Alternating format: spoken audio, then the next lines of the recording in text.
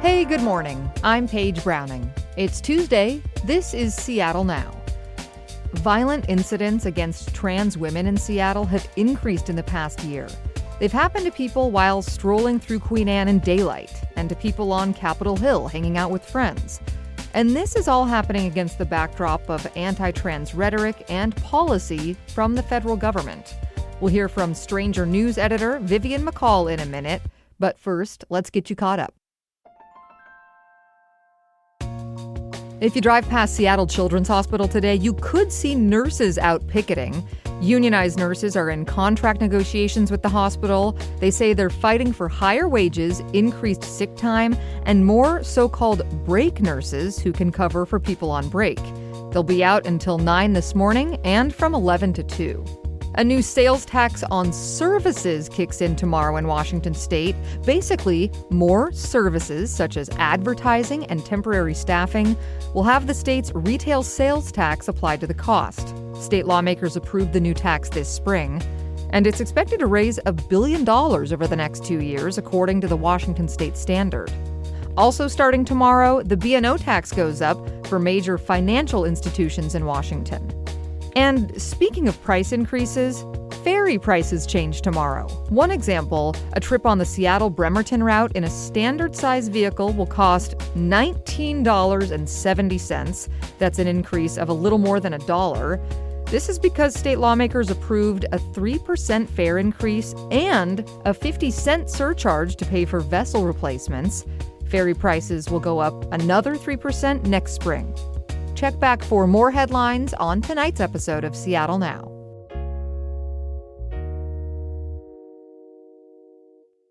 A heads up, there will be discussions of violence today. Use caution and take care while listening. While reporting on violence against queer people in Seattle, Stranger editor Vivian McCall noticed a pattern. I had written about a few anti-gay hate crimes that had ended up with the King County Prosecuting Attorney's Office that the Seattle police had charged these people. And I thought, it really just feels like there's more of these. After a group of trans women were assaulted on Capitol Hill earlier this month, Vivian says she went to the county for answers. When I went to the King County Prosecuting Attorney's Office, they were like, actually, we are seeing more of these specific group beatings. And, they told me no other group in the county is being targeted in this specific way. These beatings are group attacks on trans women in the Seattle area. The King County Prosecuting Attorney's Office documented 4 of them this year. The Strangers News editor Vivian McCall is here now to talk about her reporting. Hey, Vivian, thanks for being here. Hi, thank you very much for having me. I want to start with what makes Seattle an attractive destination for trans people? Number of things. So one being that this is a place where there is a pretty large trans community, relatively speaking. We are talking about a population that is small, in any place, just because there aren't that many trans people. Maybe 1% of the population, maybe slightly more, maybe slightly less, trans women making up a subset of that. So as for the local population, I'm not really sure, but if you're talking about Capitol Hill, there's a very vocal and open and visible trans population in that neighborhood. That is one thing, because when you're surrounded by people who are like you and who understand you, there's sort of a safety in numbers thing. And partially because there's broader social acceptance here. Not complete, but broader. We have protections from the federal government here. We have protections against discrimination. We have protections for health care, specifically getting things covered by insurance. It's just some of the most protective laws. And when you look across the country, where there are all these places that are instituting bathroom policies, there are all these places that don't have anti-discrimination policies and things like housing. This is a really attractive place to be, despite how expensive it is. Because if you also look at this population, this is a group of people who do not, on average, make very much money at all. So when they get here, they feel safer in some respects, but it can be much more economically precarious from where they came from. You might struggle economically, but at least you can use the bathroom. I mean, that's the reality that we're talking about. I know people who have moved here for this reason. I know people who have become part of activities on specifically Capitol Hill as the way for them to come out for the first time as trans. That they have found Seattle and some neighborhoods in particular as a safe haven for them.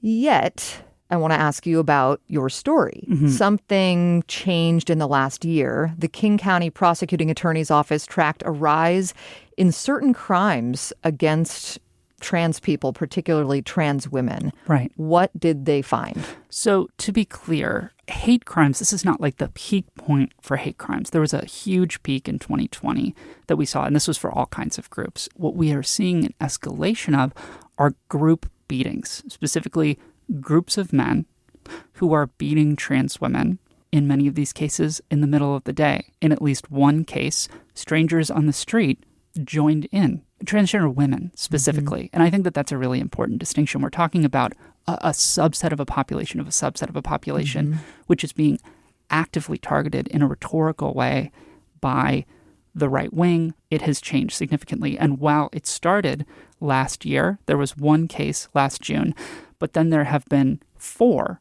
since February. And that's just counting the group beatings. There are other anti-gay crimes, but 4 of these beatings since February. I couldn't say exactly why that is, but at the same time, what is the context that we're living through? What are the things that are being said? You spoke to a victim from one of these attacks, a woman who was assaulted on Capitol Hill earlier this month. What's been the aftermath of that attack? Well, she suffered something pretty severe. She was knocked out, suffered a really severe concussion. She is going to be out of work for a while because she works as a bartender and server. And with this concussion and also the ruptured eardrum that she got, she can't work. Yeah, because on your it's feet, loud. Busy, loud. Yeah, at least when I talked to her, I haven't talked to her in a few days, but she was still struggling to go outside for very long periods of time. She has to wear sunglasses when she goes outside. Her eyes kind of dilate in this strange, unpredictable way. She gets kind of nauseous when she's in the bright light or around sound for a while. But not to mention now medical bills, recovery, loss of work that they're experiencing. And I believe that these women have heard from the Victims' Compensation Fund to get their, to get some medical expenses covered. But it's still, again, it's dramatic. And there's one detail that really sticks out to me is that, on the 7th, there's this show with the band Turnstile at KUOW. The woman that I kind of profiled in this story, she can't go because of her ruptured eardrum and because of the concussion. She'd been looking forward to this concert. And it's not, it's super traumatic to be hit in the street. I don't know if you've ever been hit on the street by a stranger. I have. It's pretty scary. It sticks with you. And then to also lose this thing that gives you joy and enjoyment, the kind of thing that, it wouldn't make it better. It doesn't make it better, but it makes things a little more tolerable when you can do something enjoyable. I don't know, everyone's a person. I think anybody understands that. Go to a show, see your friends. Yeah. And live in the city you live in. Yeah. And it just, that really sticks with me. It just sticks with me. You also mentioned one thing sticking with me is what we talked about earlier, which is people move to Seattle to find community and, frankly, to feel safer. Yeah. What does that mean in this context? This kind of stuff happens everywhere. And there's something in the fact that there's a media ecosystem that is paying attention to the fact that this happened. There are officials that are paying attention to this happening. There are authorities that are paying attention to this happening. I don't think that's everything, especially when you're talking about, the police department. A lot of queer people have a really complicated relationship with SPD. A lot of people in that neighborhood lived here during 2020. They ran from the cops. That sticks with you.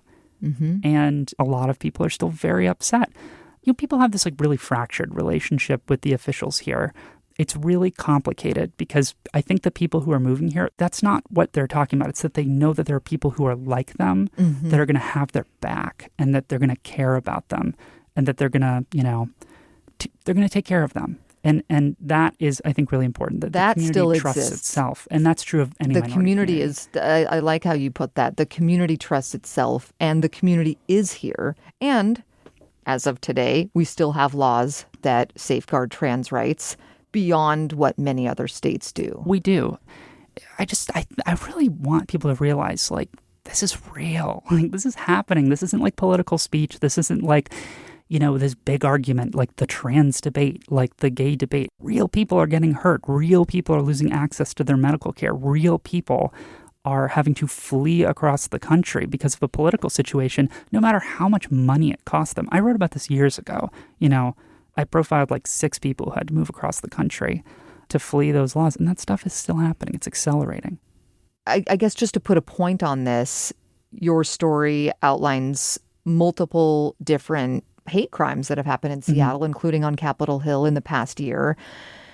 Seattle's primary LGBTQ plus neighborhood, Capitol Hill, has the vibe in that neighborhood shifted for people in the trans community lately? Is it still feeling like this is a safe haven? This is where you can find the community at its best? I think mostly. I think one important aspect of all of this is, again, affordability. Like the trade-off that a lot of trans people have to make.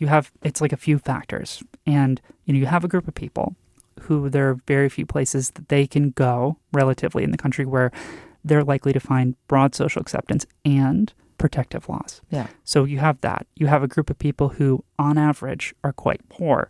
Now, the overlap between the broad social acceptance and the protective laws, it tends to overlap with expensive cities. You see that in gay neighborhoods actually all over the country, like historic gay neighborhoods. When you see people pushed out of a neighborhood where they have strength in numbers, then maybe there are fewer people on the street who are likely to jump in and intervene, or maybe it emboldens people to do something when they know that people are a little more vulnerable. This is a rapidly gentrifying, expensive city. And if you're part of a population that makes less money because the world is a little bit less cool to you, you're way more vulnerable. It's important that people have a place where they can have safety and they know that the people around them understand their situation. We'll have their back. Yeah, from the level of like, I'm not going to the convenience store and having like a weird interaction with somebody. Yeah. I can just sort of live and feel normal because of this. And for the most part, the neighborhood's like that. But you never know. And in this conversation, we're talking about safety. And I wonder if you don't mind me asking, if your sense of safety has changed over time since living here. Yes and no. I really think it's the broader thing. And like I'm a trans woman, and like I think about it differently. I think about it a little bit differently after reporting this story and like talking to these women. I think about it much differently in the context of the federal government potentially coming here in the same way that they're coming to Portland, even though they're primarily coming for immigration. Is there something, in a situation where I'm stopped, is there something illegitimate about my ID now? Given Seattle's reputation as somewhat of a safe haven, what does it mean that this is happening? I think it's really important to point out to a lot of people in Seattle. I think some people like to think of the city as sort of separate from, Washington. We're way, way far away from all that stuff happening on the East Coast.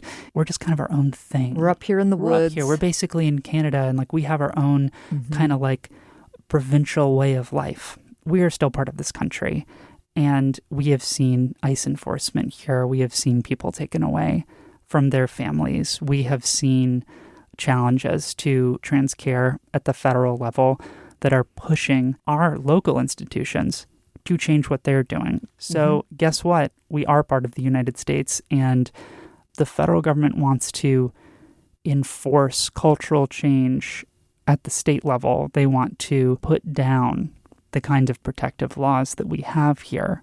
I do want to end with asking what safeguards are in place in Seattle and in the county for attacks like this. Who's working to stop these attacks? It certainly seems that the King County Prosecuting Attorney's Office is paying attention to these cases. It seems that the Seattle Police Department's Bias Crimes Unit has been investigating these cases. They're certainly taking notice of the crimes when they occur and following up on them. Vivian McCall is the Strangers News editor. Thank you so much for your time. Thank you very much.